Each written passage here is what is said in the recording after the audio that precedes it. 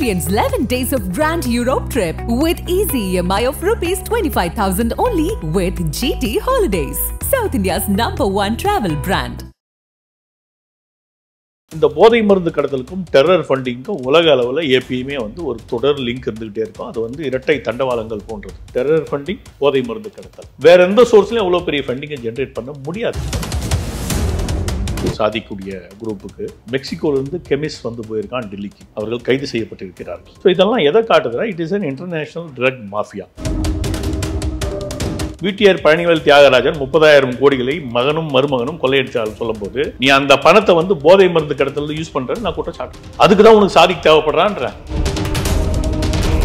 சங்கர் ஜிவாலுடைய பெண்கள் அந்த அளவுக்கு செலவு செய்யும் அளவிற்கு பணத்தை சம்பாதிக்கிறார்களா? இல்லை என்றால் அது சங்கர் ஜிவால் செலவு செய்த பணம். அப்படி சங்கர் ஜிவால் செலவு செய்தால் அவருடைய சோர்ஸ் ஆஃப் இன்கம் என்ன? உதயநிதியால் கொடுக்கப்பட்டதா, சபரிசினால் கொடுக்கப்பட்டதா, சாதிக்கால் கொடுக்கப்பட்டதா? ரமேஷா பூமியின் விஷயத்துல மத்திய உளவுத்துறை தகவல்களை தருகிறது, NIA தகவல்களை தருகிறது மாநில அரசுக்கு. அந்த மாநில அரசு இன்னைய வர கேஸ் சிலிண்டர் வெடிப்புன்னு தான் பேசிட்டு இருக்கு. புரியுது அந்த கனெக்ட்? தீவிரவாதத்திற்கும் திமுகவிற்கும் connect so clear and evident. அமீருக்கு ஏதோ யாரோ ஒரு ஃபண்டிங் பண்றாங்க. அந்த பணம் எங்கிருந்து வந்திருக்கும்? இன்னைக்கு மொத்தத்தையும் நீ 4 படம் தான் எடுத்திருக்க. அதுல பல படங்கள் ஃபெயில்யூர். பருத்தியூரன் 1 தான் நல்லா ஜெயிச்சதுன்னு நினைக்கிறேன். அப்போ இத்தனை வருஷமா நீ எப்படி சஸ்டெயின் ஆகுற? மாசம் மாசம் உனக்கு எதுக்கு சாதிக்கு பணம் கொடுக்குறான்? உன்னை எதுக்கு பார்ட்னரா போட்டுக்கிறான்? உதயநிதிக்கும் இந்த போதை மருந்து கடத்தலுக்கும் தொடர்பு இருக்குன்றாங்க. ஏன்னா யாருமே எதிர்பார்க்காத ஒரு சிற்றரசை கொண்டு மாவட்ட தலைவராக போடுவதற்கு காரணம், Udhayanidhi ரேவு பார்ட்டிக்கெல்லாம் போறாள். Let us face the fact. எல்லா பார்ட்டிக்கும் போறாள். அதற்கு தனக்கு உதவக்கூடிய ஒரு நபரை அதான் போட்டு விடு அப்படின்னு சொல்றதுக்கு உதயநிதி எவ்வளவு டைம் ஆகும்? நீங்க டிஜிபி ராஜினாமா செய்யணும்னு. ஆமா, எதுக்கு சங்கர் ஜிவால் இருக்கணும்? இது ஒரு போட்டோ எடுத்து ராஜினாமா செய்யணும். Why not? இன்டர்நேஷனல் பயங்கரவாதி உன் கிட்ட வரணும்னாவே உன்னுடைய உளவுத்துறை மோசமாக செயல்பட்டு கொண்டிருக்கிறதுன்னு அர்த்தம். அப்படி இல்லாட்டா நீ ஏதோ ஒரு பிரஷருக்கு, நிர்பந்தத்துக்கு அடிமையாகிறாய் என்ற அர்த்தம். நிர்பந்தத்துக்கு வேலை செய்யறவன் எப்படி இண்டிபெண்டா வேலை செய்ய முடியும்? இண்டிபெண்டா வேலை செய்ய முடியாதவன் எதுக்காக டிஜிபியா? ஆதன் தமிழ் நேயர்களுக்கு அன்பு வணக்கம். இந்த சிறப்பு நேர்காணலில் நம்முடன் இணைந்திருக்கிறார் தமிழக பாஜகவின் மூத்த தலைவர் கல்யாணராமன் அவர்கள். வணக்கம் சார். வணக்கம். இந்த ட்ரக்ஸ் சம்பந்தமான விஷயங்கள் நாளுக்கு நாள் அது அப்டேட்ஸ் நிறைய வந்துகிட்டே இருக்கு. நீங்களும் நிறைய அப்டேட் போட்டுக்கிட்டே இருக்கீங்க. ஆனால் இப்போ ரொம்ப ரீசெண்டாக அவங்களுடைய அந்த கெஃபே சம்பந்தமாக, அவங்க மயிலாப்பூர் பக்கத்தில் கெஃபே வச்சிருக்கிறதுல அது சம்பந்தமாக போடும்போது குருமூர்த்தியோடைய உயிருக்கு ஆபத்து இருக்கு அப்படிங்கிற மாதிரி நீங்கள் ஒரு பதிவு போட்டிருக்கீங்க. அதோட பின்னணி என்ன? ஏன் அந்த மாதிரி போட்டீங்க? நீங்கள் ரொம்ப ரொம்ப பேசிக்காக புரிஞ்சுக்க, இது ஒரு செக்யூரிட்டி கன்சர்ன். நான் ரைஸ் பண்ணியிருக்கிறது, ஃப்ளாக் பண்ணியிருக்கிறது ஒரு செக்யூரிட்டி கன்சர்ன். எஸ் குருமூர்த்தி என்பவர் யார்? முதல்ல இதை புரிஞ்சுக்கணும். Vivekananda foundation, Vivekananda international foundation, Ajit Doval அவர்களுக்கு நெருங்கிய நண்பர். ஒரு சித்தாந்த அமைப்பிற்கு பீஷ்ம பிதாமகர் போன்று செயல்படுபவர். மோடி, அமித்ஷா போன்றவர்களுக்கு நெருக்கமானவராக அறியப்படுபவர். என்னுடைய நினைவு சரியா இருந்தால் ஒரு 5-6 வருஷத்துக்கு முன்னாடி 2 பசங்க கத்தியுடன் அவர் இருக்கும் பகுதிக்கு, அதாவது அவருடைய குடும்பம் வாழும் பகுதிக்கு செல்கிறார்கள். ரொம்ப எதேச்சியாக காவல்துறை அவர்களை விசாரிக்கிறது. அப்போ அவர்கள் கத்தியுடன் இருக்கிறார்கள், கண்டுபிடிக்கிறது. கண்டுபிடித்து எங்கடா சுற்றிக்கிட்டு இருக்கீங்கன்னு விசாரிக்கிறப்போ, எஸ் குருமூர்த்தி அவர்களை கொல்வதற்காக நாங்கள் வேவு பார்க்கிறோம். அதுக்கு பின்னாடி அவருக்கு பாதுகாப்பு தரப்படுது. நீங்கள் பார்த்துருக்கலாம், உங்களுக்கு ஒரு வேலை தெரிஞ்சிருந்தா. அது முடிந்து சில ஆண்டுகள் கழித்து அவருடைய அலுவலகம் எங்கு இருக்கிறதோ அந்த இடத்துல இந்த லாக் ஆஃப் கஃபே வருது. அவர் எந்த பாயிண்ட்ல அவருடைய அலுவலகத்துக்கு என்ட்ரு ஆகணுமோ அந்த பகுதியில் அது அமைக்கப்படுது. இதை நான் எப்படி பார்க்குறேன்னா, ஓகே, இப்போ இன்னொரு அடிஷ்னல் ஆங்கிள் எடுத்துப்போம். இந்த லா கஃபே நடத்துறது 2 பேர். ஒன்று சாதிக்கு, இன்னொன்று அமீர். பார்ட்னர்களாக. இந்த அமீர் யாருன்றதுக்கு என்னுடைய இன்னொரு ட்வீட்டில் இருக்கு, நீங்கள் பார்த்துருப்பீங்கன்னு நினைக்கிறேன். சாதிக் இன்னைக்கு அப்ஸ்காண்டிங் ஒரு கல்பிரிட், ஒரு அக்யூஸ்ட். இந்த சாதிக்கு ஒரு ஹிஸ்டரி ஷீட்டர், பல ஆயிரம் கோடிகளுக்கான போதை மருந்துகள் கடத்தியதாக இன்று சர்வதேச குற்றவாளி போன்று தேடப்படும் ஒரு நபர். அந்த நபர் இந்த அமீரை வந்து ஒரு அமீருக்கு ஒரு பேட்டர்னாக வந்து செயல்பட்டு இருக்கான் பல வருடங்களாக. 2017 அவர்களுக்கு ஒரு அறிந்தவர்கள் என்று கூறப்படுகிறது. ஆனால் அதுக்கு முந்தைய உறவே அவங்களுக்கு இருக்கிறதா நான் சந்தேகப்படுறேன். இந்த போதை மருந்து கடத்தலுக்கும் டெரர் ஃபண்டிங்க்கும் உலக அளவில் எப்பயுமே வந்து ஒரு தொடர் லிங்க் இருந்துக்கிட்டே இருக்கும். அது வந்து இரட்டை தண்டவாளங்கள் போன்றது. டெரர் ஃபண்டிங், போதை மருந்து கடத்தல். எல்டிடி எடுத்துக்கோங்க, போதை மருந்து கடத்துவாங்க, அந்த படத்தை வச்சு ஆயுதம் வாங்குவாங்க, அதை வைத்து தமிழ் எழுத்துக்காக போரிடுவார்கள். வேற எந்த சோர்ஸ்லையும் அவ்வளோ பெரிய ஃபண்டிங்கை ஜென்ரேட் பண்ண முடியாது உலகத்தில். இல்லை எல்டிடி மேலே அந்த மாதிரி எதுவும் குற்றச்சாட்டு? அஃப்கோர்ஸ் இப்போ சமீபத்தில் கூட அந்த சமீபத்தில் இந்த சபேசன் சொல்லிட்டு ஒருத்தர் சென்னையில். உண்மைதான், அந்த காலத்துலேருந்தே இவருக்கு உண்டு, இப்பெல்லாம் இல்லை, அந்த காலத்துலேருந்தே உண்டு. அது அன்னைக்கு தெரியாமல் இருந்துச்சு, இன்னைக்கு தெரிய ஆரம்பிச்சிருச்சு, அவ்வளோதான். இல்லை ஒய் பிரபாகரன் லீடிங் தி எல்டிடி அந்த மாதிரி குற்றச்சாட்டு? Of course S. இது வந்து it goes hand in hand. வேற எங்கேருந்து உங்களுக்கு பணம் வரும் சொல்லுங்கள், நீங்கள் வேற ஏதாவது சோர்ஸ் சொல்லுங்கள். பணக்கார நாடுகள் தான் போதை மருந்து. பணக்கார நாடுன்னு நான் மீன் பண்ணும்போது அஃபோர்டபிலிட்டி அதிகமாக இருக்கிற நாடுகளில் தான் வந்து போதை மருந்துடைய ஆதிக்கம் அதிகமாக இருக்கும். அதெல்லாம் எந்த நாடு? அமெரிக்கா, கனடா, ஆஸ்திரேலியா, பல்வேறு ஐரோப்பிய நாடுகள். இதனால தான் இதனுடைய சட்டங்களே வந்து ரொம்ப வித்தியாசமான சட்டங்கள். போதைக்கான சட்டங்கள் they are governed by UN convention, not by IPC. UN convention என்ன சொல்லுதுன்னா, இப்போ நான் வந்து ஒரு கொலை பண்ணுறதா வச்சுக்கோங்க, நான் கொலை செய்தேன் என்று நிரூபிக்க வேண்டிய பொறுப்பும் கடமையும் காவல்துறைக்கு தான், இல்லை புலன் விசாரணை அமைப்புக்கு தான் உண்டு. ஆனால் போதை மருந்து என் மேலே குற்றச்சாட்டாங்கன்னா நான் குற்றமற்றவன் நிரூபிக்க வேண்டிய பொறுப்பு என்னுடையதாகி விடுகிறது. ஏன்னா it is governed by UN convention. Okay, so இந்த சட்டத்துடைய நடைமுறையை வேறையாக இருக்கும்போது அது ஏன் அப்படின்னா உலகம் முழுக்க இது வந்து ஒரு பெரும் ஆபத்தான ஒரு விஷயமாக இருக்கிறது. அப்போ அது போன்ற அமெரிக்கா போன்ற நாடுகளுக்கு பெரும் அளவில் போதைப் பொருட்களை கடத்தி அதில் கிடைக்கும் பணத்தை, ஏன்னா இங்கே வந்து ₹1 1 லட்சத்துக்கு கிடைக்கிறது அங்கே 1 கோடி. ஸோ இந்த ரிட்டர்ன் ஆன் இன்வெஸ்ட்மெண்ட் அப்படின்றது பார்த்தா எனார்மஸ், கற்பனை 100 மடங்கு லாபத்துடன் இருக்கக்கூடிய பொருட்கள் இதெல்லாம். அப்போது அதை தான் இவங்க பண்ணிகிட்டு இருக்காங்க. எங்கேயோ ராஜஸ்தானில், குஜராத்திலெல்லாம் இந்த அடிப்படை மூலப்பொருட்களை தயார் பண்ணி அதிலிருந்து ஃபர்தர் கன்வெர்ட் பண்ணுறதுக்கான பாசிபிலிட்டியை வேற எங்கேயோ உருவாக்கி இவங்களுக்கு வந்து மெக்சிகோலேருந்து ஆள் வந்து போயிருக்கு. இந்த சாதிக்கூடிய குரூப்புக்கு மெக்சிகோலேருந்து கெமிஸ்ட் வந்து போயிருக்கான் டெல்லிக்கு. அவர்கள் கைது செய்யப்பட்டிருக்கிறார்கள். ஸோ இதெல்லாம் எதை காட்டுதுன்னா, it is an international drug mafia. International drug மாஃபியான்றது வந்து 1க்கு 100 லாபத்தை ஈட்டக்கூடிய ஒரு மாஃபியா. இல்லை, அதில் ஒரு சின்ன கேள்வி. ஏன்னா இப்போ வந்து இங்கே வந்து சாதிக்கு இருக்கிறார், இங்கே தான் அவர் இருக்கிறாரு, டிஎம்கேல இருக்காருன்னு சொல்லிட்டு நீங்கள் எல்லாருமே டிஎம்கே மேலே விமர்சிக்கிறீங்க. ஆனால் இப்போ நீங்களே சொன்ன மாதிரி அந்த கெமிஸ்ட் வந்தார் இல்லையா, அது வந்து J2 அப்படிங்கிற ஒரு ஃபார்மா கம்பெனி. அந்த கம்பெனி வந்து ஜாஃபர் தான் ஸ்டார்ட் பண்ணால், டைரக்டர்ஸாக வேறு 2 பேர் இருக்கிறாங்க. ஆனால் அந்த கம்பெனியோடைய மேனுஃபேக்சரிங் யூனிட் வந்து குஜராத்தில் இருக்கட்டுமே. ஸோ இது எப்படி பாருங்க, ஒரு பொருளை தயார் போட்டா இருக்கட்டும், இப்போ குஜராத்தை வந்து ஒரு இதா வந்து ஹப்பா வச்சு way out exit point Mundra port இருக்கு, பிப்பாவா போர்ட் இருக்கு, காண்ட்லா போர்ட் இருக்கு. ஏதாவது ஸ்டேட் கவர்மெண்ட் சந்தேகம் வராது. குஜராத் ஸ்டேட் கவர்மெண்ட் ரெஸ்பான்சிபிள் அதுக்கப்போ அப்படி கிடையாது. இப்போ பாருங்க, நான் ஒரு கம்பெனி நடத்துறேன், இப்போ நான் ஒரு ஷிப்பிங் கம்பெனி நடத்துறேன். இப்போ என்னுடைய ஷிப்பிங் கம்பெனியில் நான் கண்டெய்னர்ஸை மூவ் பண்ணுறேன். கண்டெய்னர்ஸ்குள்ளே நான் ஆயுதத்தை போட்டு மூவ் பண்ணுறேன்னு வச்சுக்கோங்க. ஏன்னா அதுக்கான உளவுத்துறை அந்த இதெல்லாம் இருக்கும். இது இந்த J2 இதெல்லாம் வந்து நீங்கள் பார்த்தீங்கன்னா இது கெமிக்கல் ஃபார்முலேஷன் தயார் பண்ணுற கம்பெனிஸ். 2 கெமிக்கலை போட்டால் ஒன்று வரும், 3வது கெமிக்கலை போட்டால் அது பூத்திங் பண்ணால் கன்வெர்ட் ஆகிடும். இது வந்து நிறுவனங்கள் ஆரம்பிக்கப்படுவது எதற்காக? எதையோ தயார் பண்ணுறதுக்காக தான் ஆரம்பிக்கிறாங்க. மூலப்பொருட்களுடைய தன்மையில் வந்து வேற ஒன்றையும் அதில் உருவாக்க முடியும் அப்படின்றது தான் கெமிஸ்ட்ரியுடைய ஸ்பெஷாலிட்டி. அதனால் இந்த கம்பெனியில் வந்து இதை தான் தயார் பண்ணுறாங்கன்றதை கண்டுபிடிக்கிறதுலாம் ஆமாங்கமாக இன்டெலிஜென்ஸ் கேதர் ஆகணும் பல்வேறு இடங்கள்லேருந்து. It's a process. அதனால் இந்த இடத்துல வந்து உளவுத்துறையுடைய நம்ம பார்க்கக்கூடாது. எதை பார்க்கணுன்னா இது மோட்டிவ் எங்கேருந்து வருது, யார் இதை பண்ணுறாங்க, எங்கேருந்து பண்ணுறாங்க, இவங்களுக்கு என்ன இன்டர்நேஷ்னல் கனெக்ஷன் இருக்குது, என்ன மாதிரி தகவல்கள் வந்து சேருது, அதனுடைய அடிப்படையில் நடவடிக்கை எடுக்கப்படுகிறதா.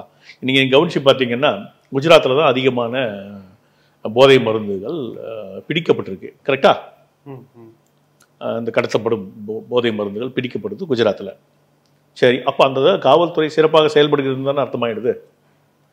அது வழியா அப்படின்னா மகாராஷ்டிரா வழியாகவும் வந்து கொண்டிருக்கலாம், கர்நாடகா வழியாக வந்து கொண்டிருக்கலாம், கேரளா வழியாக வந்து கொண்டிருக்கலாம், தமிழ்நாடு வழியாக வந்து கொண்டிருக்கலாம்.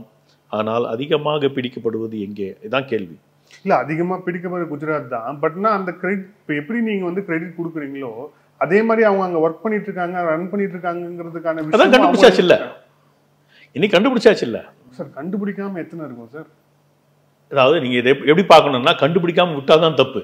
இப்போ நீங்கள் இதில் வந்து தமிழ்நாடு அரசாங்கத்திற்கும் அங்கே இப்போ இதை பிடிச்ச போலீஸ்க்கு இருக்கிற வித்தியாசத்தை முதல்ல பார்ப்போம்.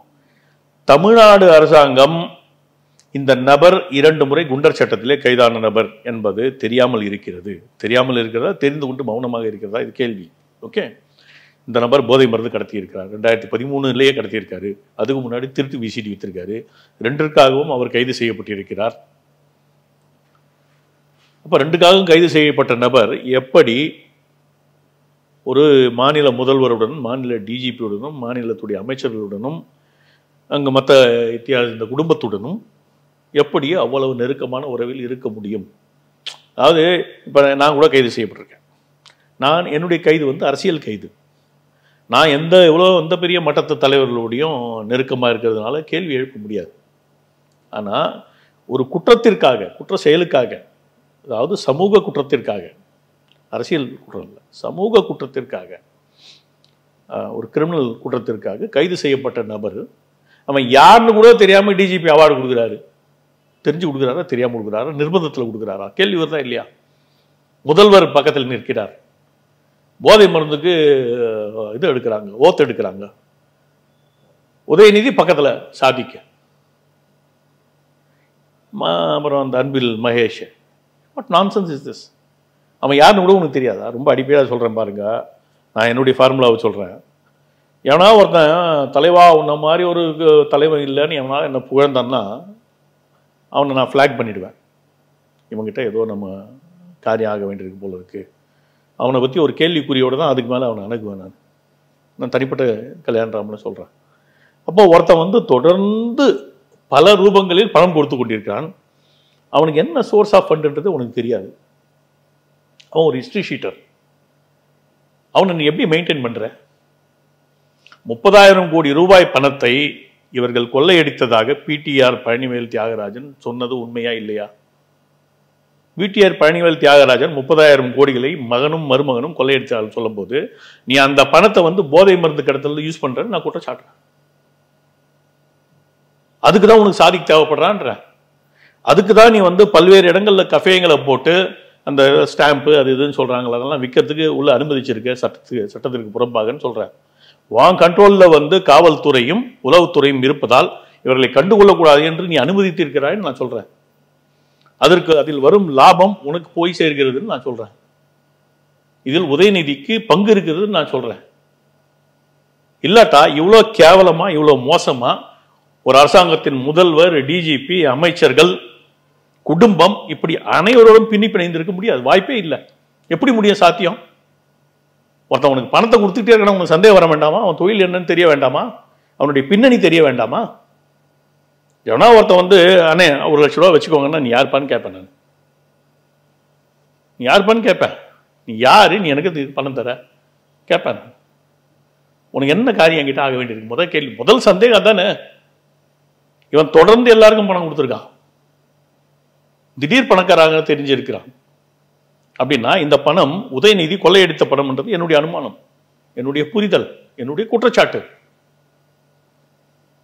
எவ்வளவு பெரிய அயோக்கியத்தனத்துக்கு நீ உடனே அது உண்மையா இருக்கும் பட்சத்தில் அது உண்மையாதான் இருக்கும்ன்றது என்னுடைய அனுமானம். இல்லாட்டா இவ்வளவு பெரிய ஃப்ரீ ஹேண்ட் விட முடியாது. இவ்வளோ மோசமா ஒரு சர்வதேச கடத்தல்காரனை நீங்கள் வாளா இருந்திருக்க முடியாது, வாய்ப்பே இல்லை. டிஜிபி, இப்போ டிஜிபியுடைய மகள்கள் வந்து லண்டனுக்கு போனதா ஒரு தகவல் இருக்குது. பிஸ்னஸ் கிளாஸில் போடுறாங்க. 1.5 லட்சம் 2 லட்சம் கொடுத்து போகிறாங்க. 1.5 லட்சம் 2 லட்சம் இருக்கக்கூடிய அறைகள், ஒரு நாள் வாடகை அறையில் தங்குறாங்க. அவங்களுக்கு ஏன் சாதிக்கு வந்து பணம் கொடுத்துருக்கக்கூடாது? ஏன் கொடுத்துருக்கக்கூடாது? இல்லாட்டா எப்படி டிஜிபி இன்னும் 2 லட்ச ரூபா சம்பளம் வாங்குவாரா, 3 லட்ச ரூபா வாங்குவாரா, 5 லட்ச ரூபா வாங்குவாரா? அதுக்கு மேலே ஏது பணம் உனக்கு? உன்னுடைய பெண்களுக்கு லண்டனுக்கு சென்று வரும் அளவிற்கு அந்த அளவுக்கு பெரிய தொகையை செலவு செய்வது அளவுக்கு சங்கர் ஜிவாலுடைய குழந்தைகளுக்கு செலவு செய்யும் அளவுக்கு அவர்கிட்ட ஏது பணம்? ஏது பணம்? சாதி கொடுத்தான்னு நான் சொல்கிறேன். சாதிக்கு ஹவாலா பணம் அங்கே இருக்கும், போதை மருந்து கடத்தல் பணம் அங்கே இருக்கும், லேவிஷாக செலவு பண்ண முடியும். அங்கே வந்து இங்கே மாதிரி வந்து ரூல்ஸ் அண்ட் ரெகுலேஷன்ஸ் போட்டு இல்லை. ஏன்னா அது free society in terms of financial transactions. அங்கே வந்து கேஷாக கூட கட்டியிருப்பாங்க. எப்படி தெரியும் யார் கட்டினாங்கன்றதுக்கு ரெக்கார்டு இருக்கா? சங்கர் ஜிவால் கொடுப்பாரா? நான் இன்னைக்கு கேட்குறேங்க ஆன் தி மீடியா, எப்படி உன் பொண்ணுங்க அங்கே போனாங்க, அவங்களுக்கு யார் பணம் செலவு பண்ணாங்க, அவங்க சம்பாதிக்கிறாங்களா? இந்த கேள்விகள் பதில் சொல்லட்டும். செலவு செய்யும் அளவிற்கு அவர்கள் பணம் சம்பாதிக்கிறார்களா? இல்ல அது இன்னொருத்தவங்களோட பிரைவேட் அஃபேர்ஸ். எப்படி private? You are a public person. இல்ல you are a public person. Shankar Jiwal வந்து அவர் அங்க போயிருந்தாருன்னா நீங்க டிஜிபி நீங்க பதில் சொல்லணும். பாருங்க, கேள்வி ரொம்ப சிம்பிள். கேள்வி ரொம்ப சிம்பிள். அதுக்கு அவங்க எப்படி பதில் சொல்லணும்? கேள்வி ரொம்ப சிம்பிள். கேள்வி ரொம்ப சிம்பிள். சங்கர் ஜிவாலுடைய பெண்கள் அந்த அளவுக்கு செலவு செய்யும் அளவிற்கு பணத்தை சம்பாதிக்கிறார்களா? இல்லை என்றால் அது சங்கர் ஜிவால் செலவு செய்த பணம். அப்படி சங்கர் ஜிவால் செலவு செய்தால் அவருடைய சோர்ஸ் ஆஃப் இன்கம் என்ன? உதயநிதியால் கொடுக்கப்பட்டதா, சபரிசினால் கொடுக்கப்பட்டதா, சாதிக்கால் கொடுக்கப்பட்டதா? இவங்களால தான் தர முடியும். இவங்களோட தானே போனீங்க. அதாவது இன்டர்நேஷனல் போதை மருந்து நெட்வொர்க்குடன் திமுக மற்றும் சங்கர் ஜிவால் போன்ற டிஜிபிக்கே தொடர்பு இருக்குன்றன. இல்லாட்டா ஒரு டிஜிபி ஒரு சென்சிடைஸ்டு ஒரு நபரை வந்து நெருங்கணும்னா கூட நான் போய் சங்கர் ஜிவால் உடனடியே பார்க்க டால் கிளைம்ஸா இல்லையா சார்? இது என்னுடைய குற்றச்சாட்டு. இல்ல சார், இல்லன்னு சங்கர் ஜிவால் மறுக்கட்டும். இல்ல ஒரு விஷயம் என்னன்னா, இது டால் கிளைம் இல்ல, நான் ஒரு மோசமான குற்றச்சாட்டை வைக்கிறேன் அவர்கள் மீது. ஏன்னா இந்த சந்தேகம் எனக்கு இருக்கிறது. இந்த சந்தேகம் இருப்பதற்கான நியாயமான காரணங்கள் இருக்கின்றன. நான் போவேன், 30,000 ரூபாய் போறதுக்கு, 30,000 ரூபாய் வர்றதுக்கு 60,000 ரூபாயில முடிஞ்சு போயிடும். 50,000 ரூபாய் 60,000 லண்டன் போயிட்டு வந்துடுவேன். 2-வே டிக்கெட்டு.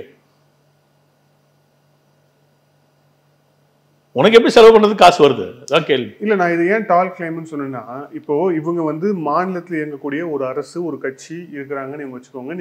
உங்களுடைய அந்த சந்தேகங்கள்லாம் ஒரு பக்கம் இருக்கட்டும். இன்னொரு பக்கம் நம்ம வந்து தேசிய அளவில் ஏஜென்சிஸ் வச்சிருக்கோம். நமக்கு வந்து டிஆர்ஐ இருக்கு, ரா இருக்கு, ஐபி இருக்கு, என்சிபி இருக்கு, இவ்வளோ அமைப்புகள் இருக்கு.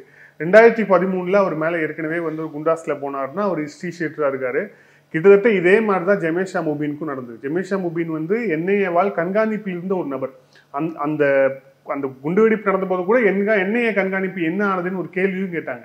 அப்படி இருக்கும்போது இவ்வளோ இன்டர்நேஷனல் தொடர்பு வச்சிருக்கக்கூடிய ஜாஃபரை நம்மளுடைய நேஷனல் ஏஜென்சிஸ் எந்த ஏஜென்சிஸுக்குமே தெரிஞ்சிருக்காதா?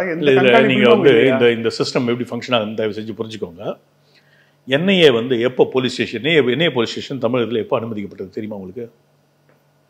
அது ஒரு ஜமேஷா மூபின் குண்டு வெடிப்பு நடந்த பிறகு அனுமதிக்கப்பட்டது. கரெக்ட். அதுவரை என்ன பண்ணிட்டு இருந்த நீ? ஸ்டேட் கவர்மெண்ட்டு ஒரு போலீஸ் ஸ்டேஷன்லாம் குறைஞ்ச ஒரு 60 பேர் இருப்பாங்க. இவங்க வந்து கேம்ப் ஆஃபீஸ் வச்சு நடத்திட்டு இருந்தாங்க, கிண்டியில் நடத்திட்டு இருந்தாங்க. நான் பல முறை போயிருக்கேன். கேம்ப் ஆஃபீஸில் ஒரு 5-6 பேர் இருப்பாங்க. அவங்கெல்லாம் டெப்யூட்டேஷனில் வந்திருப்பாங்க. It is not a full fledged police station.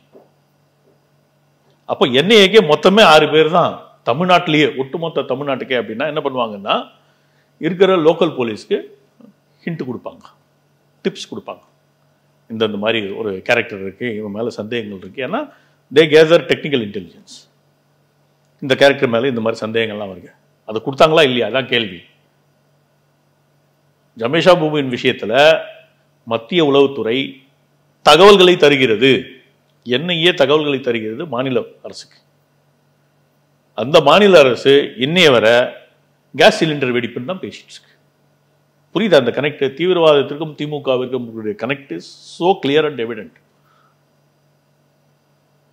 இங்க இருந்த DGP Sylendra Babu gas cylinder வெடிப்புன்னு சொன்னாரா இல்லையா? 4 நாள் தொடர்ந்து தானே சொல்லிட்டு இருந்தாரு. இல்லைன்னு உங்களால் மறுக்க முடியுமா? இன்னைய வரை திமுக இருந்து ஒரே ஒரு ஆளு, ஒரே ஒரு நபர், ஒரு அமைச்சரோ இல்லை திமுக பொறுப்பில் இருக்கிற ஒரு நபரோ, பதவியில் இருக்கிற ஒரு நபரோ அது வந்து குண்டு வெடிப்புன்னு ஒரு வார்த்தை யூஸ் பண்ணியிருக்காங்களா? இன்னைய வரை இன்றைக்கி அது நடந்து கிட்டத்தட்ட 1.5 வருஷம் ஆயிடுச்சு. என்னை வர ஒரே ஒரு நபர் கூட யூஸ் பண்ணல. அக்டோபர் 23, ஸோ 1.25 வருஷம்னு வச்சுக்கோங்க, 1.25 வருஷத்துக்கு கொஞ்சம் மேலே என்னை வரை யூஸ் பண்ணல. ஏன்? திமுகவுக்கும் தீவிரவாதத்திற்கும் இருக்கும் தொடர்பு. அவங்க தானே அவசரப்பட்டு அந்த தீவிரவாதிகள்லாம் உடனே கத்திக்கிட்டு இருக்கவங்க.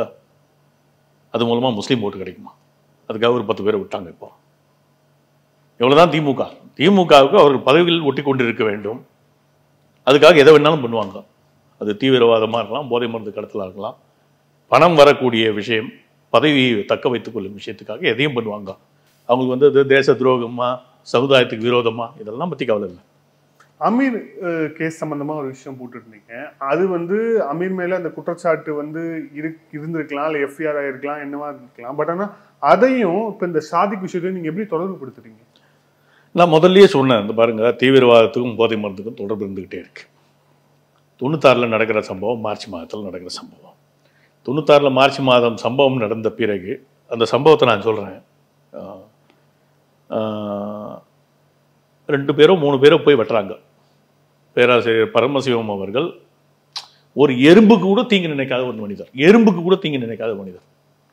6 அண்ணன் தம்பிங்க, 6 அண்ணன் தம்பி, 2 அக்கா தங்கைகள், 8 பேர் மொத்தம் அந்த குடும்பத்தில். அதில் 7 பேர் திருமணம் செய்து கொள்ளவில்லை. எல்லாம் நல்லா சம்பாதிக்கிறவங்க, எல்லாமே ப்ரொஃபஸரு அந்த மாதிரி ரேங்கில் இருக்கவங்க. எல்லாருமே தாங்க சம்பாதிக்கிற பணத்தை அப்படியே சமுதாயத்துக்கு செலவு பண்ணக்கூடிய, அனைவரையும் அகாமடேட் பண்ணக்கூடிய ஒரு அருமையான பிராமண சமூகத்தை சேர்ந்த குடும்பம். எல்லாமே மக்களுக்காக, எல்லாமே மக்களுக்காக. நான் பார்த்து அனுபவிச்சிருக்கேன். 84, 85 அந்த வீட்டுக்கு நான் டெய்லி போகிறேன். டெய்லி பார்த்து அனுபவிச்சிருக்கேன். எல்லாரையும் வாஞ்சியோட கட்டி அணைச்சக்கூடிய ஒரு பர்சனாலிட்டி. அவரை கொள்றானுங்க, காலையில் வாக்கிங் போகிறவரை. என்ன காரணம்? என்ன? ஒரு காரணமும் இல்லை, காரணமே இல்லை. அவர் இந்து சமுதாயத்துக்காக வேலை செய்யறாரு, அவ்வளவுதான். அவர் RSS காரர், ஏபியுடைய மாநில தலைவர், ஏபியுபி மாநில தலைவராக இருக்காரு. அவரை காலங்காலையில் வெட்டி கொள்றானுங்க. அப்படி வெட்டி கொள்றவங்க, இப்போ ஒரு நபர் வெட்டப்பட்டு விழுந்து கிடக்கிறாருன்னு சுற்றி ஒரு கும்பல் கூட இல்லையா? அந்த கும்பலில் ஒருத்தனா இவன் போய் எட்டி பார்க்கலாம். இவனுடைய ஊர் நெல்பேட்டை. இவனுக்கும் ஷெனாய் நகருக்கு என்ன சம்பந்தம்? ஒரு சம்பந்தம் இல்லை. அது ஆற்றுக்கு அந்த பக்கம், இது ஆற்றுக்கு இந்த பக்கம். அதிகாலை நேரத்தில் அந்த இடத்துக்கு போகிறதுக்கான வேலை அமீருக்கு கிடையாது. இவன் போய் எட்டி பார்த்து கொலைகாரர்களுக்கு தகவல் சொல்கிறான். முடிஞ்சு போச்சு கதை. அதான் இவனுடைய ரோலு. 6 செத்து போயாச்சா இல்லையான்னு வந்து கன்ஃபார்ம் பண்ணு, நாங்கள் வெட்டிட்டு முதல்ல ஓடிடுறோம் அப்படின்னு. இன்னொரு தகவல் இருக்குது, அது உண்மையான எனக்கு தெரியும். இந்த தகவல் வந்து ஒரு உளவுத்துறை அதிகாரி என்னுடன் பகிர்ந்து கொண்ட தகவல். ஓகே, சப்சிக்வெண்ட்லி வந்து திமுக ஆட்சி வந்துடுது. இந்த புலன் விசாரணைகள், கைதுகள் இதெல்லாம் நடந்துட்டு இருக்கும் போதே திமுக ஆட்சி வந்துடுது. அதில் காப்பாற்றப்பட்ட நபர் தான் அமீர். நீங்க சொல்றது 96 to 2001 திமுக ஆட்சியில். அதில் காப்பாற்றப்பட்ட நபர் அமீர். அமீர் அந்த பீரியடில் தான் அங்கேருந்து சென்னைக்கு வர்றாங்க. 98 அந்த 97, 98 காலத்தில் வந்து 99 ஏதோ இதுக்கெல்லாம் அசிஸ்டண்ட்டு, பாலாக்கிட்ட அசிஸ்டண்ட்டுன்னு நினைக்கிறேன். அதுக்கப்புறம் 2002 மௌனம் பேசுகிறது, அந்த படம்லாம் எடுத்து அதில் ஏதோ கிடைச்ச பணம் அப்படின்னு ஒரு தகவல் இருக்கு. ஸோ தீவிரவாதத்திற்கும் இது போன்று கிடைக்கக்கூடிய பணத்திற்கும் இருக்கிற தொடர்பு. இந்த பணம் எங்கேருந்து வந்திருக்கோம்? அமீருக்கு ஏதோ யாரோ ஒரு பணம் ஃபண்டிங் பண்ணுறாங்க. அந்த பணம் எங்கேருந்து வந்திருக்கோம்? இன்னைக்கு மொத்தத்தையும் நீ 4 படம் தான் எடுத்திருக்கேன். அதில் பல படங்கள் ஃபெயில்யூரு. பருத்தியூரன் 1 தான் நல்லா ஜெயிச்சுதுன்னு நினைக்கிறேன், மற்ற எல்லாம் ஃபெயில்யூருன்னு தகவல். அப்போது இத்தனை வருஷமாக நீ எப்படி சஸ்டெயின் ஆகிற? மாதம் உனக்கு எதுக்கு சாதிக்கு பணம் கொடுக்குறான்? உன்னை எதுக்கு பார்ட்னராக போட்டுக்கிறான்? உன்னுடைய நிறுவனத்தில், அவனுடைய நிறுவனத்தில் உன்னையே பார்ட்னராக போட்டுக்கிறான். உனக்கு அவனுக்கு என்ன தொடர்பு? பார்ட்னராக போட வேண்டிய அவசியம் என்ன இருக்குது? உங்ககிட்ட பணம் இல்லைன்னு நீ சொல்கிற, நீயே பேட்டிகளில் சொல்லியிருக்க உங்ககிட்ட பணம் இல்லைன்னு. நான் தோற்றதுக்கு இன்னாரெல்லாம் காரணம் நீயே சொல்கிற. உனக்கு ஏது பணம்? அவ்வளோ பெரிய ராதாகிருஷ்ணன் சாலையில் ஒரு இடத்த எடுக்கிறதுக்கு எத்தனை லட்சங்கள், கோடிகள் செலவாகும்? அந்த ஒரு இடத்த வாடகைக்கு எடுக்கிறதே கஷ்டமான விஷயம். சென்னையுடைய பிரைம் இது அதுதான், நுங்கம்பாக்கம் ஹைரோடு, அதனுடைய எக்ஸ்டென்ஷன் ஆகிய கதீட்ரல் ரோடு, ராதாகிருஷ்ணன் சாலை, அந்த எக்ஸ்டென்ஷன் அப் டு வந்து இருக்கிறதுலே பிரைம் ப்ராப்பர்ட்டி அதுதான். அங்கே ஒரு லா காஃபேன்ற பேரில் ஆரம்பிக்கிறீங்க, கார்ஜியஸாக இது பண்ணுறீங்க. அங்கே அதில் என்ன வைக்கிறீங்க? சென்னையில் மொத்தம் எத்தனை ரெஸ்டோ பார் இருக்குது? எந்த காலகட்டத்தில் இந்த ரெஸ்டோ பார்லாம் வந்துச்சு? இப்போ அடுத்த கனெக்ஷன் வரேன் நான். இந்த ரெஸ்டோ பாருங்க, 2021 தேர்தலுக்கு முன்னாடி இருந்தவை எத்தனை, இன்று இருந்தவை எத்தனை? ஒன்று முத கேள்வி. ரெண்டாவது கேள்வி, இந்த ரெஸ்டோ பாரின் ஓனர்கள் யார்? அவர்களுக்கும் திமுகவிற்கும் என்ன தொடர்பு? நான்காவது கேள்வி, அதில் எதை விற்கிறார்கள்? எதற்காக இவ்வளவு இளைஞர்கள், வசதி படைத்த இளைஞர்கள் அங்கே செல்கிறார்கள்? அப்ப அந்த ஸ்டாம்பு அப்படின்னு சொல்லப்படுறதெல்லாம் அங்க விற்கப்படுறதா சொல்லுத. அப்ப அந்த இடத்துல எவ்வளவு டரும்? இந்த பெரிய ஸ்டாம்ப் சைஸ்ல இருக்கிறதுல கால்வாசி இருக்கிறது வந்து 7,000 ரூபாய். அது பெரிய ஸ்டாம்பா இருந்துச்சுன்னா 28,000 ரூபாய். அந்த 7,000 ரூபான்றது ஒரு நாக்கில் வச்சுக்கிட்டா ஒரு நாள் முழுக்க ஒரு ஏகாந்தத்தில் இருக்க முடியுமா? இந்த பார்கள் அதான் விற்கப்படுது நான் குற்றம் சாட்டுறேன். இந்த பார்களுக்கும் திமுகவிற்கும் தொடர்பு இருக்கு நான் குற்றம் சாட்டுறேன். ஒரு 1000 பேர் வரதா கற்பனை பண்ணிக்கோங்க. 1000 × 7,000 எவ்வளோ? 70 லட்சம் ரூபாய். 70 லட்சம் ரூபாய். அது 2,000 போடுங்க, 3,000 போடுங்க, 4,000, 5,000 போடுங்க. எத்தனை கோடிகள்? இந்த டேர்ன் ஓவர் சென்னையில் நடக்குதுன்றேன். இந்த டேர்ன் ஓவர்லாம் கண்ட்ரோல் பண்ணுறது சாதிக்குன்றேன். சாதிக்கு பின்னாடி இருந்து காப்பாற்றுறது திமுகன்றேன். திமுகவில் குறிப்பாக உதயநிதி என்கிறேன். உதயநிதி இருப்பதால் காவல்துறை வாய்மூடி மௌனியாக இருக்கிறது என்கிறேன். இருக்க வேண்டிய நிர்பந்தத்தில் காவல்துறை தலைவராகிய சங்கர் ஜிவால் இருக்கிறார் என்கிறேன். ஏன்னா அவங்க தயவு இல்லாட்டா அவர் வந்து டிஜிபியா நீடிக்க முடியாது. இல்லை, இதெல்லாம் நீங்க ஒரு சந்தேகமா வந்து எழுப்புறீங்க. இருக்கிறவங்க சந்தேகத்தை நான் ரைஸ் பண்றேன். எழுப்புறீங்க. பட் லாஜிக்கல் சந்தேகங்கள். கரெக்ட். பட் இப்ப முதல் கேள்வி, அந்த முதல் கேள்வியை பாருங்க. இன்வெஸ்டிகேஷன் வரதான் போகுது. உங்க தப்பிச்சிருவாங்கன்னு நினைக்கிறீங்களா? தப்பிச்சிருவாங்கன்னு நினைக்கிறீங்களா நீங்க? அதெல்லாம் தப்பிக்க முடியாது. நாளைக்கு ஒருவேளை பாஜக கூட கூட்டணி வந்துருச்சுன்னா சரி, நான் அதுக்குள்ள போல. நான் பாஜகவோட கூட்டணி வருதா வரலையோ, இன்வெஸ்டிகேஷன் வில் கண்டினியூ. ஏன்னா it is govern by UN convention, international conventions. அது யாராக இருந்தானே தூக்கி போட்டு மிதிக்க வேண்டியதுதான். இதை பாருங்க, சமுதாயம் தேசம் இது ரெண்டுத்துக்கு எதிரான எவனாக இருந்தாலும் தூக்கி போட்டு மிதிக்கணும். அவன் கூட்டணியில் இருக்கலாம், இல்லாமல் போகலாம். It doesn't matter. சமுதாயம் தேசம். சமுதாயத்துக்கு விரோதமான செயல்கள் தேசத்திற்கு துரோகம் செய்யக்கூடிய செயல்கள். இல்ல, தேர்தலுக்கு பிறகு திமுக இருக்காது, தேடி பார்த்தாலும் உங்களுக்கு கிடைக்காது அப்படின்னு பிரதமர் வந்து நெல்லை கூட்டத்தில் சொன்னதுக்கு இதுதான் காரணமா? இருக்கலாம். ஏன்னா அவருக்கு தெரியாத விஷயம் என்ன இருக்கும்? இந்த எல்லா தகவலும் அவருக்கு தெரியும்ல, இன்புட் கொடுத்துருப்பாங்கல்ல. அட ஒரு 10-15 திமுக அமைச்சர்கள் தூக்கி உள்ள வைக்கிற மாதிரி சூழ்நிலை இருக்கா இல்லையா? ஆனஸ்டா பேசுவோம் நம்ம. அதுக்கான காரணிகள் இருக்கா இல்லையா? காரணிகள் இருக்கு, சட்டபூர்வமான காரணிகள் இருக்கு. வச்சான்னா எவன் ஃபங்க்ஷன் ஆக முடியும்? செந்தில் பாலாஜி வெளியே வந்தால் ஃபங்க்ஷன் ஆக முடியுமா? பொன்முடி இப்போ ஃபங்க்ஷன் இப்பயே ஃபங்க்ஷன் ஆக முடியுமா? பெரியசாமி இப்பயே ஃபங்க்ஷன் ஆக முடியுமா? இல்லை, முடியாது. இல்லை, 3 பேர் அவுட்டு. இப்போ இருக்கக்கூடிய டிஸ்பென்சேஷன்லேயே 3 பேர் அவுட்டு. இன்னும் 15 பேர் லைனில் இருக்கான். எப்படி அவன் அந்த சிஸ்டம் ஃபங்க்ஷன் ஆகும்னு நினைக்கிறீங்க? சிற்றரசு ஒழிஞ்சிட்டு இருக்கானா? மாவட்ட தலைவர் ஆளு அப்ஸ்காண்டிங், ஜாஃபர் சாதிக் அப்ஸ்காண்டிங், சிற்றரசு அப்ஸ்காண்டிங். இல்லை, சிற்றரசு பற்றி சொல்லும்போது அவர் நடத்துகிற அந்த சஹாரா எக்ஸ்பிரஸ் அந்த பார்சல் சர்வீஸ் அது வந்து அவங்க 2008 நடத்திட்டு இருக்குன்னு சொல்லுவாங்க.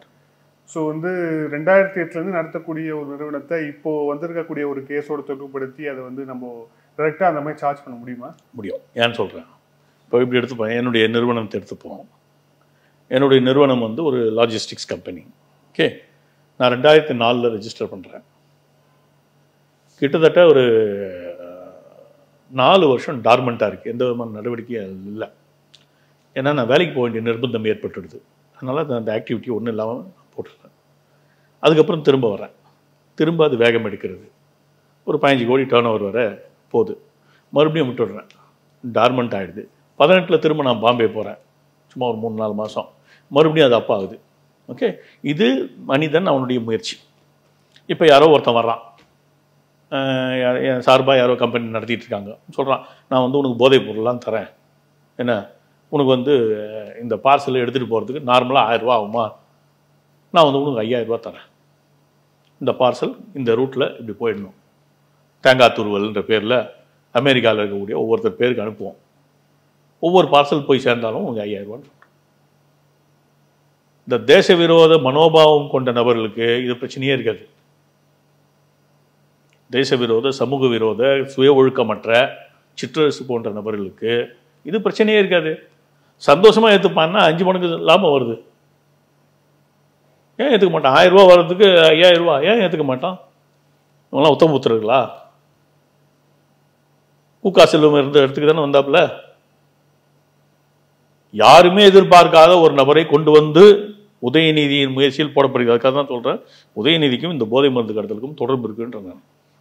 ஏன்னா யாருமே எதிர்பார்க்காத ஒரு சிற்றரசை கொண்டு வந்து மாவட்ட தலைவராக போடுவதற்கு காரணம், உதயநிதி ரேவு பார்ட்டிக்கெல்லாம் போகிற ஆள். Let us face the fact. எல்லா பார்ட்டிக்கும் போகிற ஆள். அங்கே என்ன நடக்குன்றது உலகத்துக்கே தெரியும். போதை மருந்து புழக்கம் எங்கே இருக்கும்னு தெரியும் எல்லாருக்கும். அதற்கு தனக்கு உதவக்கூடிய ஒரு நபரை அதுதான் போட்டு விடு அப்படின்னு சொல்கிறதுக்கு உதயநிதி எவ்வளோ டைம் ஆகும்? அவங்க அப்பாவுக்கு கட்சி மேலே கண்ட்ரோல் இருக்கா? இன்னைக்கு கண்ட்ரோல் இருக்கா? ஒரு போதை மருந்து கடத்துறதுக்கு உதவி பண்ணக்கூடிய ஒரு கேரக்டரை வந்து கனெக்ட் பண்ணி விட்டு யார் தான் எவன் கண்டுக்க போகிறான் எவனுக்கு தெரியும், பல காலமாக ஓடிட்டு இருக்கிற பிஸ்னஸ்ஸு அப்படின்னு தைரியமாக ஒரு அசட்டு நம்பிக்கையோட உதயநிதி ஏன் போட்டிருக்கக்கூடாது? சிற்றரசுனா கொள்கைவாதியா? என்ன சிற்றரசு பேக்ரவுண்டு? கட்சிக்காக தன் உயிரை கொடுத்தவரா? ஒன்றும் இல்லைல்ல. உதயநிதி நண்பர் அவ்வளோதானே. எப்படி நண்பர்? ரேவ் பார்ட்டி நண்பர் அவ்வளோதானே. வேற என்ன கனெக்ட் இருக்கு? வேற என்ன கனெக்ட் இருக்கு?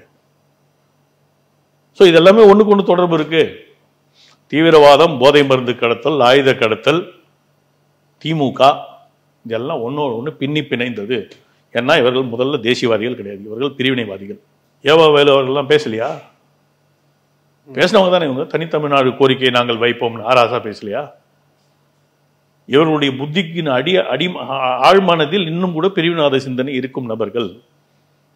சனாதன தர்மத்தை ஒழிப்போம் அப்படின்னு பேசும்போது அவங்க மனசுல என்ன இருக்குன்னா, ஒழுக்கமற்ற ஒரு சமுதாயத்தை உருவாக்குவோம் இருக்கு.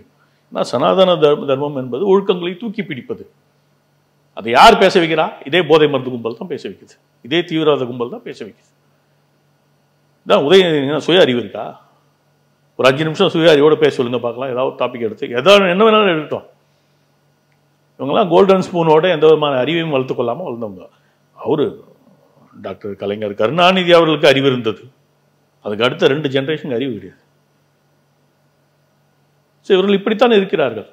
இந்த வழக்கு எந்த திசையை நோக்கி போகும்னு நினைக்கிறேன். ஏன்னா இப்போக்கும் வந்து ஜாஃபர் சாதிக் வந்து தலைமறைவாக இருக்காரு. அவர் எங்கே இருக்காருன்னே தெரியல.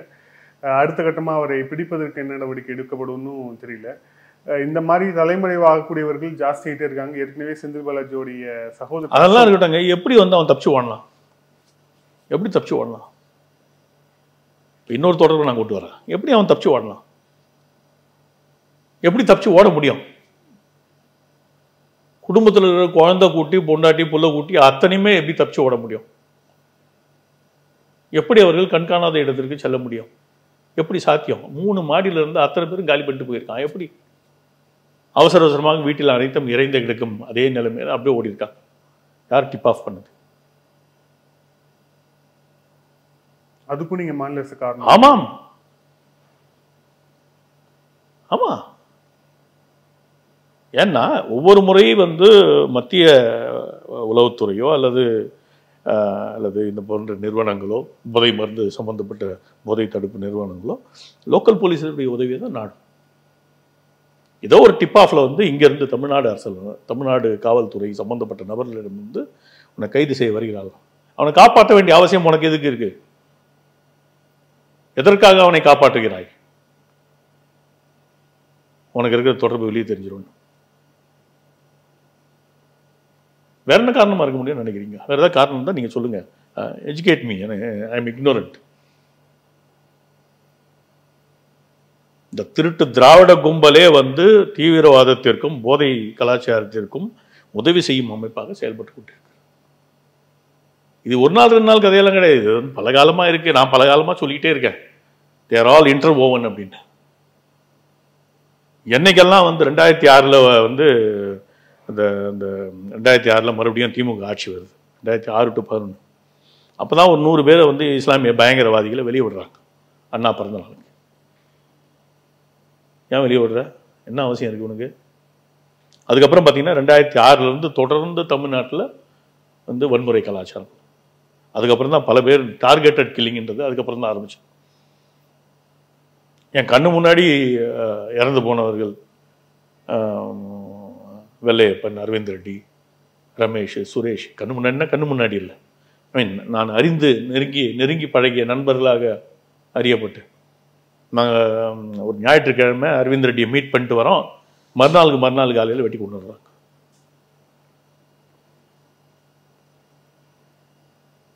ஏன் அது நடக்குது? நீ ஒரு 100 பேர் அவுத்து விட்ட, அந்த 100 பேர் புது தீவிரவாதிகளை உருவாக்குறான். அவனுக்கு வயசாயிடுச்சு, பட் அவன் வந்து அந்த சமுதாயத்தில் ஹீரோ மாதிரி அறியப்படுறான். அவங்ககிட்ட ஒரு 10 பேர் வந்து நிற்பான், என்ன தலைவரை உங்களுக்கு வயசாயிடுச்சு, நாங்கள் வேணா போடவா 2 பேரை அப்படின்வான். அவனை அதில் வந்து பெஸ்ட்டு க்ரீம் ஆஃப் ஆடு கோரியமாக இருக்கானு பார்த்து இவனுக்கு தயார் பண்ணுறானுங்க. அதனுடைய விளைவு தான் இதெல்லாம். ஸோ தீவிரவாதத்திற்கும் அல்லது பயங்கரவாதத்திற்கும், தீவிரவாதன்றது எக்ஸ்ட்ரீமிசம், இது டெரரிசம், பயங்கரவாதத்திற்கும் போதை மருந்திற்கும் திமுகவிற்கும் தொடர்ந்து தொடர்பு இருந்து கொண்டே இருக்கிறது. இதுதான் என்னுடைய குற்றச்சாட்டு. இதில் துரதிருஷ்டவசமாக முதல் முறையாக காவல்துறை இன்வால்வ் ஆயிருக்கு. காவல்துறை தெரிந்து கொண்டு வாய்மூடி மௌனியாக இருப்பது பெரும் ஆச்சரியம், அதிர்ச்சி. நீங்க டிஜிபி ராஜினாமா செய்யணும்னு எழுதிருக்கு. ஆமா, எதுக்கு சங்கர்ஜிவால் இருக்கணும்? இது ஒரு போட்டோ எடுத்து ராஜினாமா செய்யணுமா டிஜிபி? why not? உன் கிட்ட ஒரு இன்டர்நேஷனல் பயங்கரவாதி உன் கிட்ட வரணும்னாவே உன்னுடைய உளவுத்துறை மோசமாக செயல்பட்டு கொண்டிருக்கிறதுன்னு அர்த்தம். அப்படி இல்லாட்டா நீ ஏதோ ஒரு ப்ரெஷருக்கு, நிர்பந்தத்துக்கு அடிமையாகிறாய் என்ற அர்த்தம். நிர்பந்தத்துக்கு வேலை செய்யறவன் எப்படி வந்து இண்டிபெண்டா வேலை செய்ய முடியும்? இண்டிபெண்டா வேலை செய்ய முடியாதவன் எதுக்காக வந்து டிஜிபியா இருக்கணும்?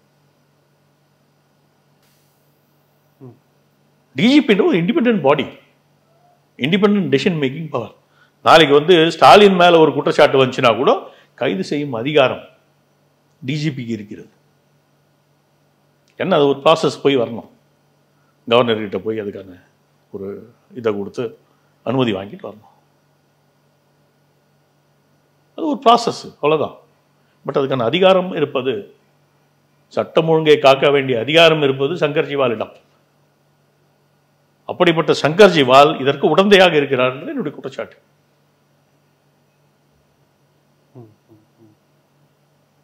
பலகாலமாக சங்கர்ஜிவால் நிர்பந்தங்களுக்கு அடிமைப்பட்டு இருக்கிறார் என்பது எனக்கு தெரியும்.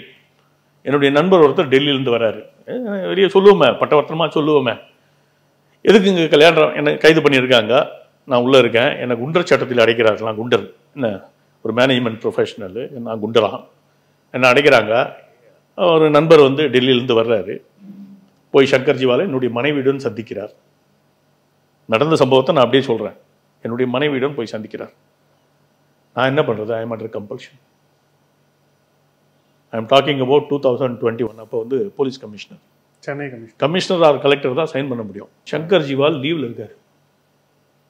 லீவில் இருந்த நபர் என்னுடைய ஆர்டரில் கையெழுத்து வர்றார், டிடென்ஷன் ஆர்டரில். லீவில் இருந்த நபர் வீட்டில் இருந்துக்கிட்டு, அப்போ ஏதோ ஆப்ரேஷன் ஏதோ நடந்திருக்கு, என்ன உனக்கு நிர்பந்தம் அப்படி? ஏன்னா அவர் தான் போட முடியும் அந்த அட்ரஸ்க்கு, பலசரவாக்கம் அட்ரஸ்க்கு, வேறு யாரும் போட முடியாது. What is so compelling to get me arrested? அதுக்கு ஒரு பின்னணி இருக்குது, ஒன்றும் சாதாரணமாக இல்லை. அதுக்கு ஒரு பின்னணி, நான் வெளியே சொல்ல முடியாத பின்னணி அது. என்ன, ஒரு இடி அதிகாரிக்கு பணம் தரப்படுகிறது, 5 கோடி ரூபாய் பணம் தரப்படுகிறது. முழுசாக நான் பாதி தான் சொல்ல முடியும், பாதி சொல்கிறேன். இந்த தகவலை நான் ஒரு நபரிடம் பகிர்ந்து கொள்கிறேன். அந்த நபர் செந்தில் பாலாஜிக்கு வேண்டப்பட்டவர் என்பது எனக்கு தெரியாது. அந்த காலகட்டத்தில் 9ஆம் தேதி அந்த நபருடன் இந்த தகவலை பரிமாறிக்கிறேன். 16ஆம் தேதி நான் கைது செய்யப்பட்டேன். கரெக்டாக ஒரு வாரத்தில் ஏதோ ஒரு காரணத்தை கண்டுபிடிச்சி கல்யாணராமன் இப்படி எழுதிட்டாரு. ஏதோ கருணாநிதியை பற்றி ஏதோ எழுதின போல இருக்கு. நான் கருணாநிதி திருட்டு ரயில் அது ஏதோ சம்திங் எழுதினேன். பெருசாக ஒன்றும் இல்லை. அதில் 1,00,000 பேர் எழுதியிருப்பான் அந்த சப்ஜெக்டை. வனவாசத்தில் வந்த மேட்ரு அது. என்ன, 1,00,000 பேர் எழுதியிருப்பான் சமுதாயத்தில். அதை ஒரு காரணமாக வச்சு கைது பண்ணானுங்க. கிரவுண்டே இல்லை அது. அவசர அவசரமாக 3ஆவது நாளைக்கு குண்டர் சட்டம். குண்டர் சட்டம்னா ஒருத்தனை கைது பண்ணி ஒரு 15 நாள் வச்சுருந்து கிரவுண்டு கேஸ் எல்லாம் தயார் பண்ணி அது ஒரு பெரிய கோலாகலமாக நடக்கும். பெருசு பெருசாக பேப்பர்லாம் எடுத்துகிட்டு வருவாங்க. 3வது நாளே கொண்டு வந்து உங்களை குற்றச்சட்டத்தில் கைது செய்யும். என்ன அவசரம் உனக்கு அப்படி? ஸோ அதுக்கு பின்னாடியில் நீங்கள் கொடுத்த தகவல் தான் காரணமா? நான் கொடுத்த தகவல் தாங்க. எனக்கு இந்த தகவல் தெரியும். நான் வந்து வேற ஒரு சோர்ஸுக்கு, இன்டெலிஜென்ஸ் சோர்ஸுக்கு அனுப்புகிறேன். அவங்க வந்து அந்த பணத்தை கூட கான்ஃபிஸ்கேட் பண்ணிட்டாங்கன்ற தகவல் எனக்கு தெரியும். பின்னாடி இந்த நபருடைய போக்கில் ஏதோ ஒரு சின்ன சந்தேகம் இருந்ததால் அந்த தகவலை நான் வந்து வேற சோர்ஸுக்கு கொடுக்குறேன். அந்த பணத்தை வந்து ஒரு போர்ஷனை கான்ஃபிஸ்கேட் பண்ணுறாங்க. பாதி பணத்தை கைப்பற்றாங்க. 5 கோடி ரூபா, 2.5 கோடி ரூபாயை அந்த இடி அதிகாரியுடைய சகோதரி வீட்டிலிருந்து சித்திரதுர்காவில் கைப்பற்றுறாங்க. பாதி பணம் போகிற வழியில் பெங்களூர் வேற எங்கேயோ ஒப்படைக்கப்பட்டுச்சுன்ற தகவல் எனக்கு தெரியும். நான் கைது செய்யப்பட்டேன்ல. அதுக்கப்புறம் என்ன நடந்துச்சுன்னு எனக்கு தெரியாது. அதை நான் ஃபாலோ பண்ணேன்னு வச்சுக்கோங்க. இவர்கள் எந்த அளவுக்கு மோசமானவர்கள்ன்றது இதெல்லாம் உதாரணம். அதாவது நியாயமான ஒரு விஷயத்தை இவங்க வந்து ஈடியில் இருக்கிற ஒரு அதிகாரியை விலைக்கு வாங்குகிறார்ன்ற தகவலை தெரிந்து கொண்ட ஒரு காரணத்திற்காக நான் கைது செய்யப்பட்டேன். வேற எந்த காரணமும் இல்லை. Absolutely 0.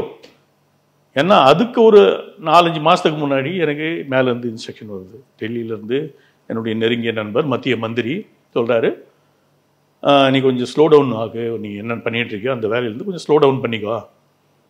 You are under consideration for a better role in the party. இது வந்து நீ கொஞ்சம் ஹாக்கிஷாக தெரியுற வெறி பார்வைக்கு, அதில் வந்து நீ ஸ்லோ டவுன் பண்ணினா உன்னை மாடரேட்டாக காட்ட முடியும். அதுக்காக ஸ்லோ டவுன் பண்ணேன். நான் கம்ப்ளீட்டாக ஸ்லோ டவுன் பண்ணிட்டேன். நான் ஏப்ரல் மாதம் வெளியே வர்றேன். அதுக்கு முன்னாடி என்ன குற்றச்சாட்டில் கைது செஞ்சு வெளியே வரேன். நான் ஏன்னா இந்த மேட்டுப்பாளையத்தில் பேசி வெளியே வரேன் இல்லையா. மேட்டுப்பாளையத்தில் I was arrested in the month of January. அது ஒரு 4 மாதம் கணக்கு வச்சுக்கோங்களேன். மே, ஜூன் வாக்கில் வரேன். கரெக்ட். ஜூன் ஃபர்ஸ்ட் வீக்கில் வரேன். கேஸே போட முடியாது. குண்டச்சட்டத்தில் மீண்டும் அடைக்க முடியாது. சட்டம் சொல்லுது, நான் சொல்லலை. 1 வருடத்திற்கு மறுபடியும் கைது செய்யக்கூடாதுன்னு சட்டம் சொல்லுது. ஜூன் மாதத்தில் வெளியே வந்தவன் ஜூன், ஜூலை, ஆகஸ்ட், செப்டம்பர் 4.5 மாதத்தில் மீண்டும் கைது செய்யப்படுகிறேன். எவ்வளோ அட்ராஷியஸாக பண்ணுறானுங்க. ஏன் பண்ணுறானுங்க? What is so compelling for them? அந்த ஆர்டரில் கையெழுத்து போட்டது யாரு? இதே சங்கர் ஜிவால். இவங்கெல்லாம் மனுஷன் நினைக்கிறீங்க? மிருகத்தை விட மோசமானவர்கள், அரக்கர்களை விட கொடுமையானவர்கள். அவங்களுக்கெல்லாம் குடும்பம் குட்டியெல்லாம் ஏன்னு எனக்கு தெரியல. உனக்கு இரக்கமே இல்லை. ஒரு மேனேஜ்மெண்ட் ப்ரொஃபஷனலாக நான் அரெஸ்ட் பண்ணுறேன், வெக்கம் இல்லாமல் அந்த ஆள் சொல்கிறாரு ஐ எம் அண்டர் கம்பல்ஷன். என் பொண்டாட்டி கேட்டு வந்தா. அதாவது இந்த சம்பவங்கள்லாம் ரொம்ப கொடூரமான சம்பவங்கள். என் பொண்டாட்டி வந்து பிராமண பெண் வேறு. இது மாதிரி விஷயம்லாம் ஃபேஸ் பண்ணதே இல்லை. நான் வந்து ஹைலி பெய்டு ப்ரொஃபஷனல். 17-18 வருஷத்துக்கு முன்னாடியே 1.5 லட்ச ரூபா சம்பளம் வாங்கினுங்க. Not a small money at that time. இன்றைக்கி 1.5 லட்ச ரூபான்றது ஒன்றுமே இல்லை. 2005 1.5 லட்ச ரூபான்றது எவ்வளோ பெரிய பணம். அந்தளவுக்கு டாப் ப்ரொஃபஷனல். நான் ஒரு ஷிப்பிங் லைனுடைய நேஷனல் ஹெட். நான் இவனுங்க வந்து என்ன குண்டச்சட்டத்தில் போடுறானுங்க. கேட்டால் we are compel to do it. What nonsense, what compulsion? அதான் சங்கர் ஜிவால். வெக்கமா இல்லை உனக்கு? எவன் பணத்திலேயோ பண்ணுற சாதிக்கு பணத்தில் தான் நீ போனேன்னு நான் குற்றச்சாட்டுறேன். இல்லை நீ நிரூபி. எப்படி அனுப்புறேன்னு நீ சொல்லு. எப்படி உங்கள் குழந்தைகள் வந்து போனாங்க? எங்களுக்கெல்லாம் இன்டெலிஜென்ஸே இருக்காது. அவனுக்கு மட்டும் தான் இன்டெலிஜென்ஸ் இருக்குமா? நீ 18,000 பேர் வச்சிருக்காரு. நாங்கள் 18 லட்சம் பேரை வச்சுருக்கோம் தொண்டர்களை. அத்தனை பேர் இன்டெலிஜென்ஸ். நீ நாய்க்கு புற போட்டால் கூட எனக்கு தெரியும். சாயந்தரமான வீட்டுக்கு வெளியே நீ நாய்க்கு புற போடுவேன்னு உனக்கு ஒரு ப்ராக்டிஸ் இருந்துச்சுன்னா அது எனக்கு தெரியும். We also have intelligence. தவறான காரணங்களுக்காக ஆட்சி அதிகாரத்தை பயன்படுத்துவது என்ன மாதிரி ஒரு கொடுமையான ஒரு செயல். அந்த ஆட்சி அதிகாரத்தை வைத்துக்கொண்டு எங்களை போன்றவர்களை மடக்குவது இல்லாமல் சாதிக் போன்றவர்களை விடுவிக்கிறார்கள் இவர்கள். சாதிக் போன்றவர்கள் கொஞ்சம் குழாவுகிறார்கள் இவர்கள். புரியுதா இந்த கொடுமை? இவங்கெல்லாம் இம்ப்ரெஷன் பண்ண வேண்டியவங்க. இவங்களாம் என்ஐஏ வந்து இவங்களை கைது செய்யணும். சங்கர் ஜிவாலை கைது பண்ணணும். என்ஐஏ வந்து தீவிரவாதத்திற்காக சங்கர் ஜிவாலை கைது பண்ணணும். போதை மருந்து கடத்தலுக்காக என்சிபி கைது பண்ணணும்.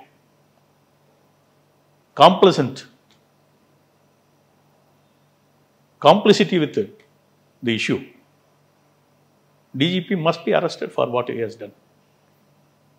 எவ்வளோ ஃப்ரீயாக வந்து எத்தனை கேஃப் நீங்கள் வந்து ரெக்கார்டு எடுத்துக்கோங்க, ஆர்டியில் கூட போட்டு கேட்டுக்கோங்க. ரெஸ்டோ பார்ஸ் எத்தனை ரெஸ்டோ பார்ஸ் ரீசெண்ட் பாஸ் 2021 அப்புறம் 21 அப்புறம் எத்தனை வந்திருக்குன்னு பாருங்க. If my understanding is right 10 times அதிகமாக இருக்கு. 10 times. 3 வருஷம் கூட முடியல இன்னும். எப்படி ஆகும்? அதே 10 times அதே காலகட்டத்தில் போதை மருந்து புழக்கம் தமிழகத்தில் அதிகமாகி இருக்கு. அதே காலகட்டத்திலே அந்த டாஸ்மாக் வியாபாரம் அதிகமாகி இருக்கிறது. அரசாங்கம் டாஸ்மாக்கை ஊக்குவிக்கிறது. இதெல்லாம் ஏன்னு அடுத்து பாருங்க. இதெல்லாம் சமூக உளவியல் காரணங்கள். மக்களை வந்து இந்த மாதிரி இதில் போட்டால் நமக்கு நிரந்தர அடிமைகள் கிடைப்பார்கள். எல்லா காலத்திலும் நம்ம ஆட்சி அதிகாரத்தில் சமூகத்தை கீழ்மட்டத்திற்கு கொண்டு சென்று கேவலமாக ஒழுக்கமற்ற சமுதாயமாக மாற்றிவிட்டு ஆட்சி அதிகாரத்திலே இருந்து கொண்டு இருக்க வேண்டும் என்ற உயர்ந்த சிந்தனை கொண்டது தான் திமுக. We are stuck in a very deep trouble. சமுதாயம் வந்து படு மோசமான நிலைமையை நோக்கி போயிட்டு இருக்கு. இது காப்பாற்றப்பட வேண்டும். அதைத்தான் மோடி அவர்கள் சொல்லியிருக்கார். 2024 தேர்தலுக்கு அப்புறம் திமுக என்று ஒன்று இருக்காது. போகட்டுமே, சாகட்டுமே. பாருங்க, வள்ளுவன் ரொம்ப அழகா சொல்றான். தோன்றின் புகழோடு தோன்றுக, அன்றின் தோன்றின் தோன்றாமை நன்றுன்றான். மனுஷனா பிறந்தாலும் அவன் புகழுக்காக தான் இருக்கணும். அவனுடைய அடையாளங்களை விட்டு செல்ல வேண்டும். பாரதியை பற்றி இன்னைக்கு பேசுகிறோமா இல்லையா? பாரதியை பற்றி பேசுகிறோம்ல. திமுகவுடைய ஒரு 10 தலைவர்களுடைய பேரை சொல்லுங்க, செத்து போனவங்கள பேர் சொல்லக்கூடிய. எத்தனை வருஷம் ஆட்சி அதிகாரத்தில் இருந்துட்டாங்கல்ல? 50 வருஷத்துக்கு மேலே, 55 வருஷம் ஆட்சி இருந்துட்டாங்கல்ல. மாறி மாறி இருந்தால் கூட இருந்துட்டாங்க. 10 தலைவர்கள் பேரை சொல்லுங்க பார்க்கலாம். செத்து போன 10 தலைவர்கள். கருணாநிதி, அண்ணாதுரை 2 பேரை விட்டுருங்க. இன்னும் ஒரு 5 பேர் சொல்லுங்க பார்க்கலாம். சொல்ல முடியுதா? அன்பழகன் நானே எடுத்துறேன். அன்பழகன் பற்றி 2 பெருமையான விஷயங்கள் சொல்லுங்க. இல்லை அண்ணாதுரையை பற்றி 4 பெருமையான விஷயங்கள் சொல்லுங்க. கருணாநிதி பற்றி 4 பெருமையான விஷயங்கள் சொல்லுங்க. இந்த தமிழ்லாம் பேசிட்டு இருக்கக்கூடாது. பெருமையான விஷயங்கள். அவர் உத்தமர், ஒழுக்கசீலர், அந்த மாதிரி ஏதாவது 4 பாயிண்ட். சமுதாயத்துக்காக எதையும் செய்வார், தியாகம் செய்வார், அந்த மாதிரி ஏதாவது 2 பாயிண்ட் சொல்லுங்க. சரி, ஒரு பாயிண்ட் சொல்லுங்க. எதுக்கு 4 பாயிண்ட்லாம்? ஒரு பாயிண்ட் சொல்லுங்க. தெரியுதா இவங்கெல்லாம் யாருன்னு? இவர்கள் சமூகத்தின் கேடு, ஒழிக்கப்பட வேண்டிய சக்திகள். இந்த அண்ணாதுரை 1942 பிரிட்டிஷ்காரனுக்காக பணம் கலெக்ட் பண்ண ஆளு. போருக்கு, 2ஆம் உலக போர்னு நினைக்கிறேன். 2ஆம் உலக போருக்கு ஊர் ஊராக போய் நாடகம்லாம் நடத்தி கலெக்ட் பண்ண ஆளு. தேச துரோகியா இல்லையா? எத்தனை பேருக்கு இந்த வரலாறுலாம் தெரியும்? இதான் ரிசர்ச் பண்ணணுன்ற நான். திமுக என்பது பச்சை தேச துரோகிகளின் கூடாரம். இன்று இல்லை, 1949 அவங்க அப்படிதான்.